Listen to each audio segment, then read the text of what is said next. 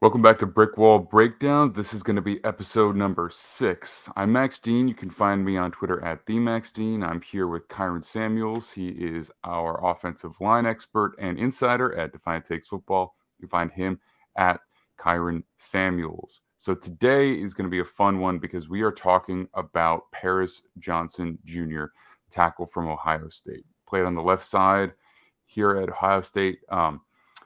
Not sure if he played any other positions prior to this final year, but super athlete, definitely the most athletic of the guys that we've taken a look at so far, but also needs some work in terms of his refinement.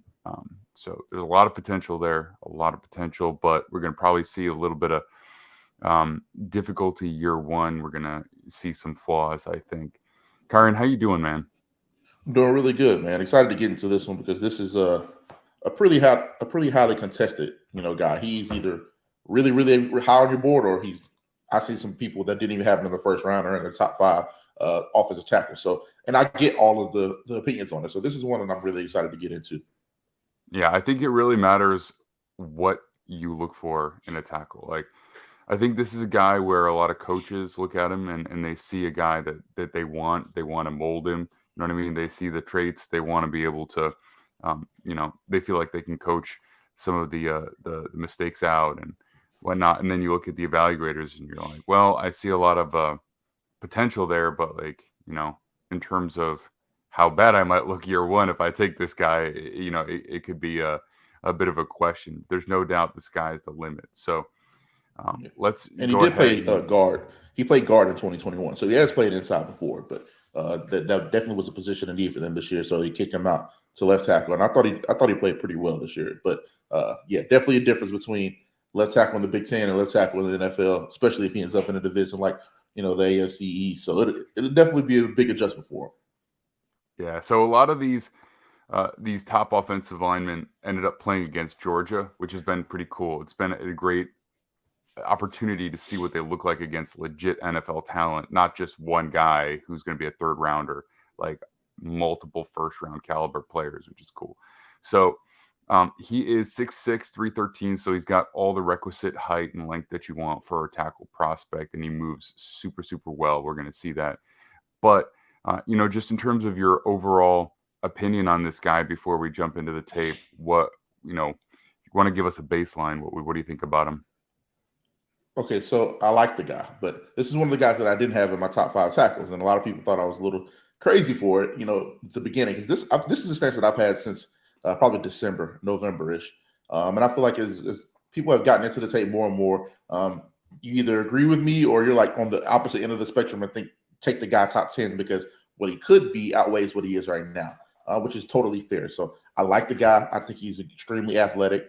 I think he's this is like an unpopular opinion, but I think he'd be much better at right guard. I think he could plug and play at right guard today. But left tackle in the NFL is a different beast, and that's what you're going to draft the guy this high for. If you're going to take him this high, is to be your franchise left tackle for the future.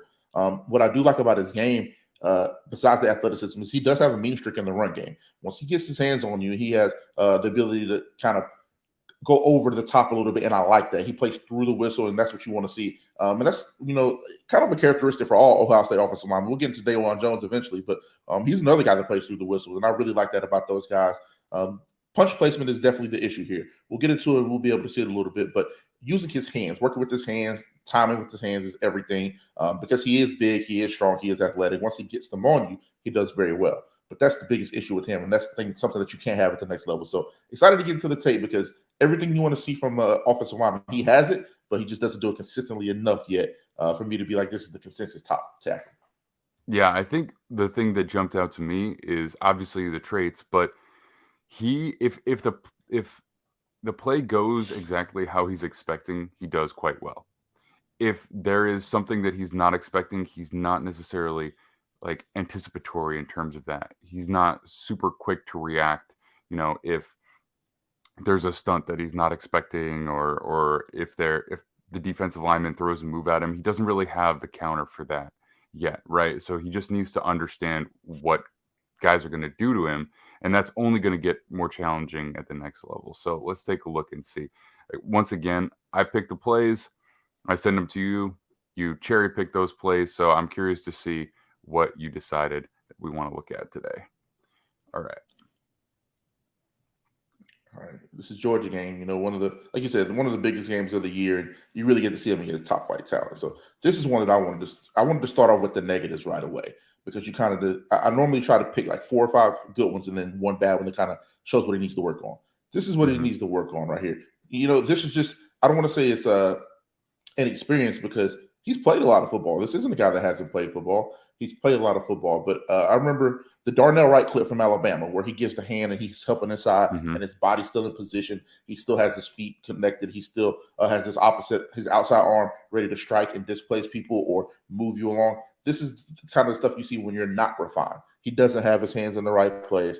He turns his body because he's expecting somebody to come. That guy is outside, right? We see the guy outside the tight end, but that guy doesn't come. So that he's playing his responsibility. He has a role in this defense. So you should see that right now. He should already see that. And if you're in proper place, right, if you have proper technique, you should easily be able to have your inside arm on Jalen Carter's armpit and then clamp it off with your outside arm and help out your guard there.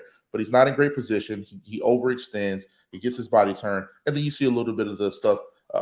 Like, he's still kind of a crazy athlete to somewhat recover from this. A lot of guys fall on their face, right, when you get a move like this. But you'll see a little bit of his athleticism with a little bit of recovery, but this is something that you won't see on a statistic, right? It's not going to count as a hurry. It's not going to count as a pressure. It's not going to count as a sack. But these are things that you need to clean up and refine before you get to the next level. And these are some of the reasons why some people aren't as high on him, because this should be just a help play. This isn't a one-on-one. This isn't on an island with the freak athlete. You have help inside. You have nobody outside pressing you that you need to get to. This should be a fairly easy play for him. Yeah, so the guard, he breaks off the man because he's just wants to make sure that he's not going to get that delayed rush from, I guess that's a linebacker there. And he leaned, and then Johnson right here, he sees that he's got to pick up Carter, but the hands come out too late, and that swipe is already starting. Like, he's already getting that bat from the left-handed Carter, which is really strong. And he leans into him a little bit, and he just kind of falls down. So it's like, it's not that pretty. But what is pretty is how quickly that slide is. Yeah, you see the athleticism there. His kick slide is very smooth, very nice. And he explodes out of it. He's not a guy that likes for that explosion and getting some space to kind of create a little bit of an advantage there. But that's why the punch timing is so confusing, because he has everything else you want. If he can get that down, coupled with the explosion that he has to create separation with those long arms, if he can time those punches and keep that distance, he'll be really, really, really good. So that's the thing that he has to do. Just put it all together. All right. Next one here.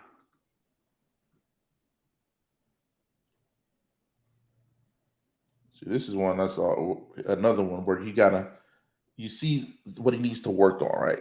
Like, this one's a little bit better in my opinion, because it's like more communication with the guard, getting hip to hip more when you're passing stuff off. When you're the guard has to do a little bit better job of passing that off. But this is some of the stuff that I wanted to highlight, because look where his foot is on contact. Like, keeping your feet in the ground is one of the biggest things you can do as an offensive lineman. You'll hear from every offensive line coach, no matter philosophy or scheme, you can't block anybody with one foot or with one leg in the air. So keeping your power base all the time is something he's really going to have to focus on at the next level, because you're not going to get too many opportunities like this to get a clean pass off. I think the guard needs to be better as well, but definitely working on the technique, refining it, keeping his hand. You should see that. As soon as you see that, you need to be fighting hard back through the inside of that guy, because you're going to have to help your guard get off that now, because now the guard isn't going to be able to get off and get the looper. So, Georgia did a great job of scheming against them. They scored a ton of points against Georgia, but Georgia and Kirby and Coach Schumann and those guys did a great job of sending the pressure and sending the house. But I did want to give him a little bit of credit here, because he strains through blocks, he fights hard, and he gets just enough here. Lesser guys may not have got a piece of him at all, maybe have given up a sack or given up more of a pressure, but he gets just enough where CJ Stroud can get that ball off, and I do want to give him a little bit of credit for that. But you see some of the technique stuff that needs to be refined.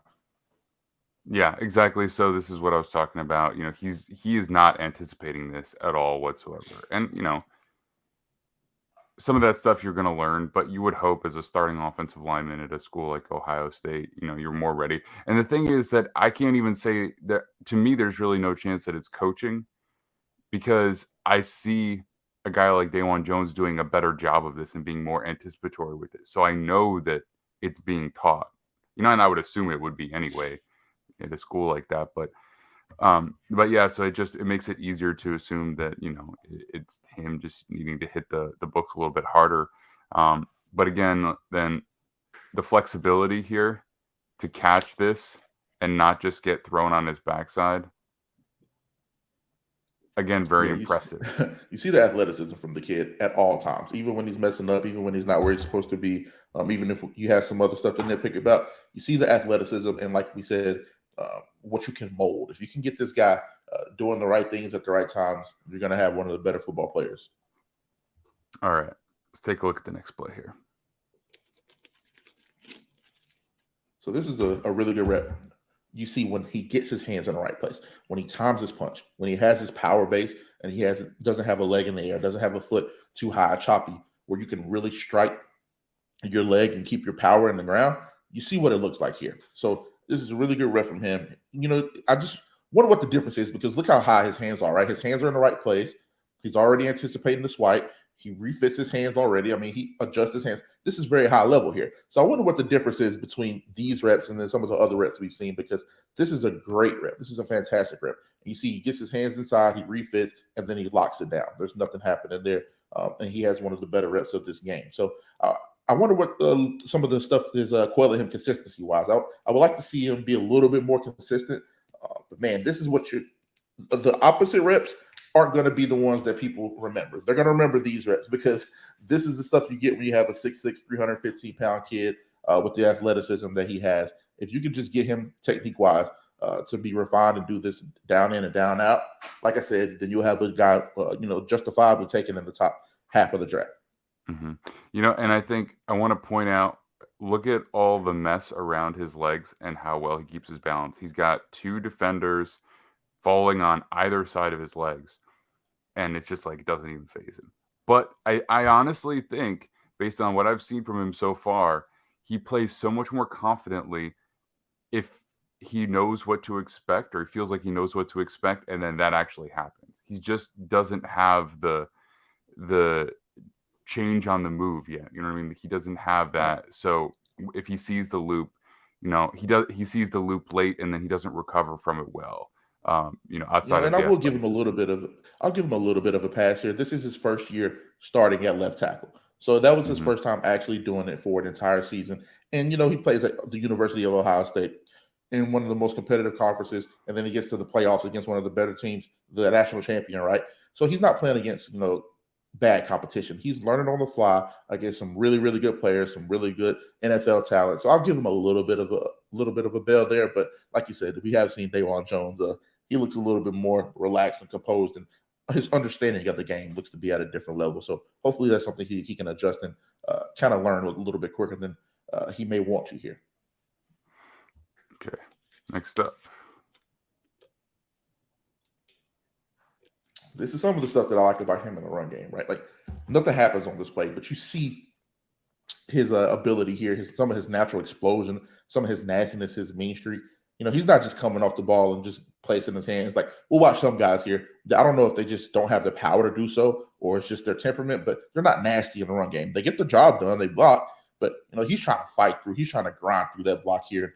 He's playing Georgia, and he has some guys that have a counter for his initial reaction, but man, I love the nastiness at the point of attack. I love the explosion. Look at the gap between him and the guard, right? Look at how much separation and displacement he creates. That's something that you have when you're more explosive and athletic. People ask why something like that matters at offensive line. It's little stuff like that. If you can make contact 5 yards from your guard, or 3 yards from your guard, as opposed to foot to foot with your guard, it creates natural running lanes. So that's some of the stuff you will see with Paris Johnson Jr. He has that athleticism to get out there and really create some separation, and it's a little bit of a natural run lane. Mm-hmm.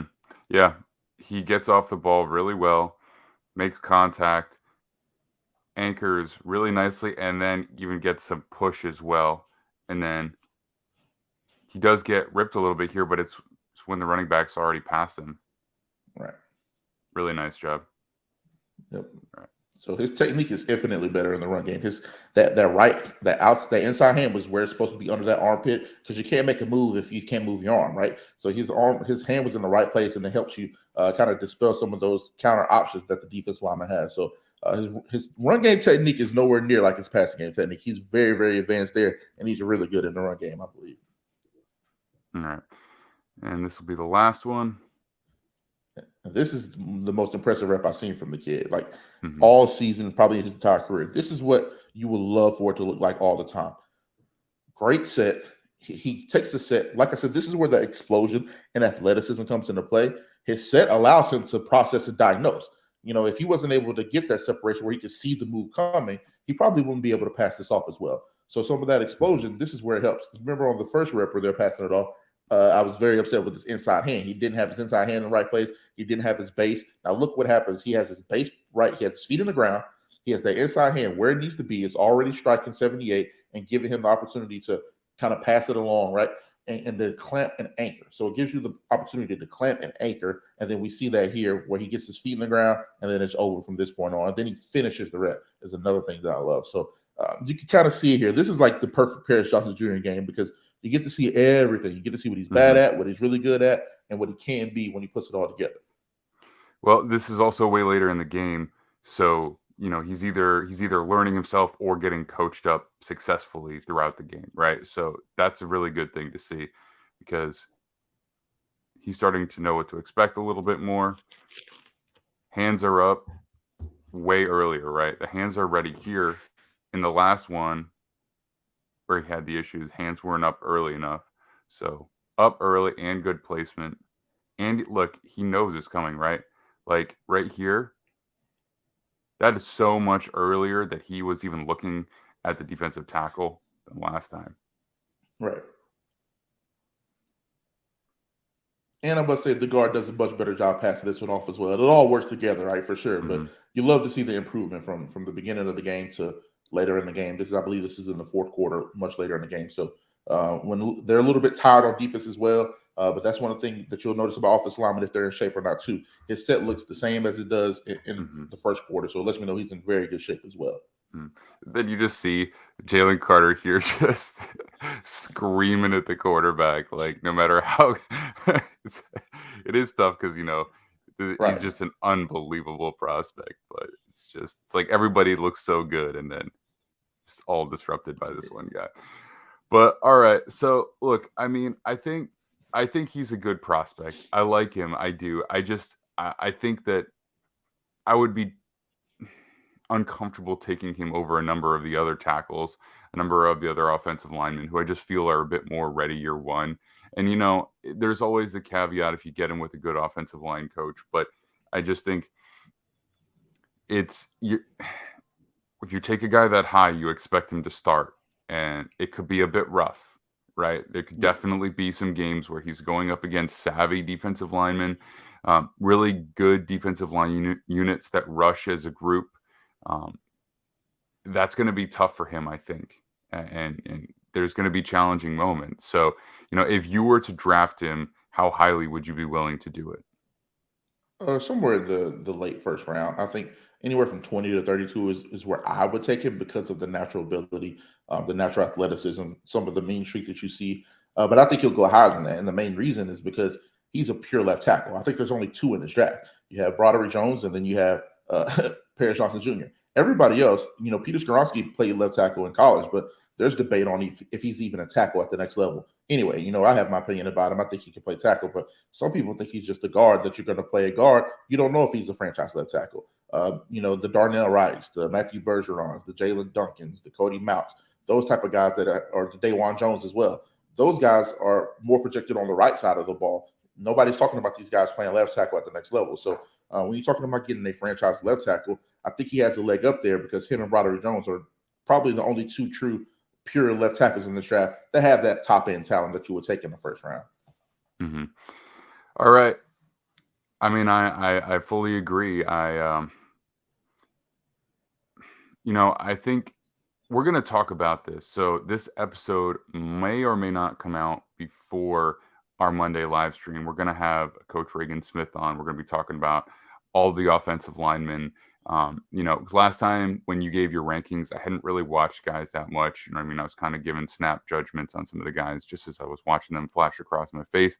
Got a lot more insight into them. And so, I'll be able to reflect on them a little bit more, and then we'll also get his opinion on a lot of these guys and where he thinks that they match up against each other. So I'll hold off on some of my opinions and rankings versus other guys for now, because that'll be coming up. And even if you don't catch it live, you should definitely go back and watch it, because we're going to talk all about all of the offensive linemen. All right, man. We are going to be getting into Dajuan Jones next. I'm going to give you a little teaser. I like Jones a lot. He is a fun player to watch. So you can find me at DMaxGene. You can find Kyron at Kyron Samuels. Defiant Takes Football is at Defiant Takes on all social media outlets. We are live every Monday and Thursday on the YouTube channel, and can be found on the podcast feed as well. And all of our written content is available at DefiantTakesFootball.com. We'll see you all very soon.